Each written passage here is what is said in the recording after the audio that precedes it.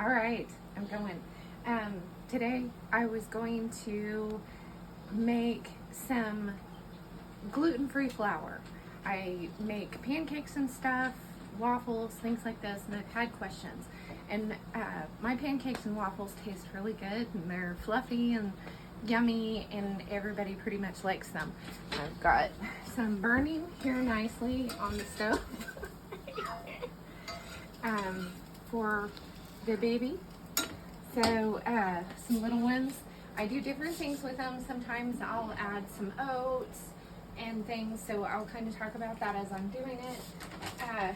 I usually start with full bags or boxes, but we've been getting into things and I've been doing various stuff. So I use these Tupperware containers. Bugs and stuff don't get into these, and I really like this.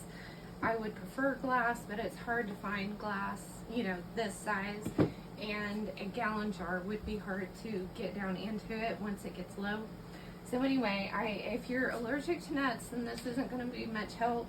You're going to have to do like a garbanzo bean flour with the coconut flour. If you're allergic to coconuts, then try different kinds of flours and find out what's going to work for you and your family. But I start out with almond flour. That's one that I really like. I just dump the whole bag in there. I don't measure. I don't have a particular thing that I do.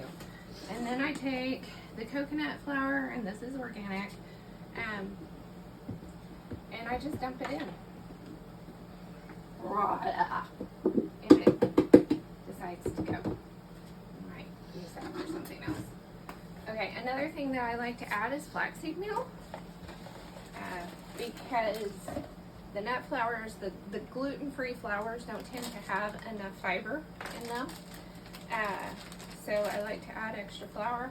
A lot of times if I'm making things, I'll go ahead and add like flax seeds and chia seeds. I like the extra crunch in things. Some people don't, the children are going to balk at that sometimes. So dump in flaxseed meal. And then if you don't have a problem with peanuts, there is peanut protein. I also, another thing, now this isn't anything fancy. This is the Vitacost brand of like a diet shake mix. It's got vitamins and stuff. If you're dairy free, you'll want to pick out something. I really like the Garden of Life raw proteins, but this last one that I got is chocolate, so I don't want to use that in it. But the last batch I put a vanilla in. This, I believe, is pea protein, yes. So this is probably my favorite. The Solutions 4 stuff is really good. There's a lot of products out there that are really good. So if you've got a company that you like their stuff, then do that. So I probably won't add this whole thing in, but I like being able to have as much protein as possible because I'm a hypoglycemic and protein is something that I need. And then it adds extra vitamins and minerals in that the nuts and things might not have. So I'm just going to put in about that much. I seriously don't measure anything, okay? And then the peanut butter powder. Oof! Wasn't meaning to do that much, but anyway, we'll do that. And then I will just take a spoon and just mix this all up. Whenever I make my, whenever I make my my pancakes or my cookies or a cupcake or whatever I do, then I will add, we make our own baking powder because I don't like the cornstarch that's usually in the baking powder or aluminum. So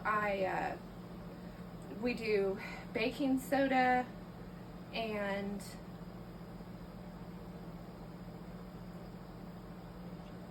I forgot. I'll Arrowroot, baking soda, and I forgot the other. I'll try to put that in the comments.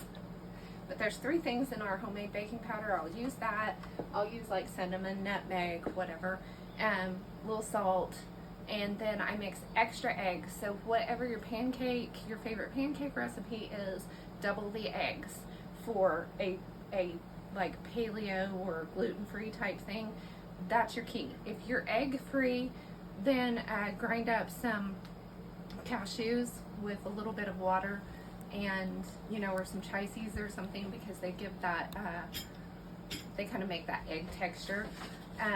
But you want like twice as much as what the recipe calls for in an egg.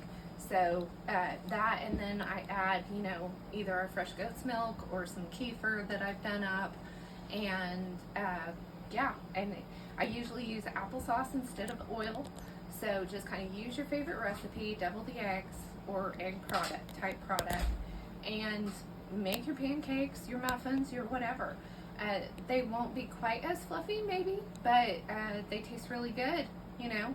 And add some dried fruit or whatever to help sweeten it up a little bit of honey or some blackstrap molasses or some raw sugar, whatever works for you.